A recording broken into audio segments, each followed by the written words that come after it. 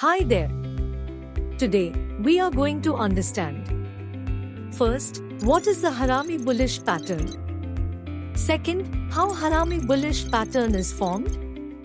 And last, how can you identify the Harami bullish pattern in the price chart? Let's get started. What is the Harami bullish pattern? The Harami bullish pattern is a bullish candlestick pattern in technical analysis that indicates a potential trend reversal in the financial markets. How Harami bullish pattern is formed?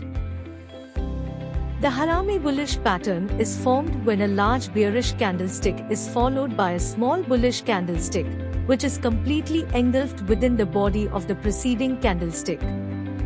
This pattern suggests a shift in sentiment from bearish to bullish, as the smaller bullish candlestick indicates a potential weakening of selling pressure.